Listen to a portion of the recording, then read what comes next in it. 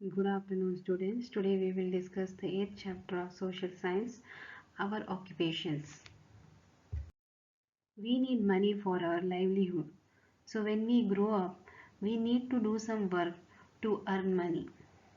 Any work which helps us to earn money is called an occupation.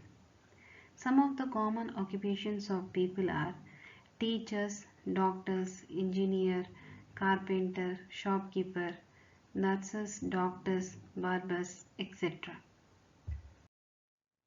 Most of the people living in villages follow farming or agriculture as their main occupation. They grow crops like wheat, rice, pulses, cotton, tea. Crops depend on climate, type of soil, and amount of available water. Farmers use water from rain, well, tanks, canals, and tube wells.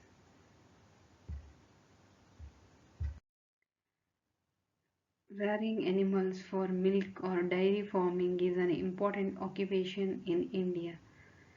Because in India, milk and milk products are used in large quantity. Rearing of cattle like cows, buffaloes and goats are done for milk and meat. Bullocks are used for fluffing and drawing carts. Poultry farming is another important occupation. Hens, ducks and geese are reared for egg and meat. Fishing is the main occupations of the people in coastal areas. Fish is used as a food by non-vegetarian people. When fishes are reared in tanks, it is called as fish farming. Forests also provide us some useful things like rubber, gum and some herbs which are used for medicinal purpose. Softwood from the trees are used for the manufacturing of paper. Hardwood are used for making furniture. Mining is mainly related to digging minerals out of the earth.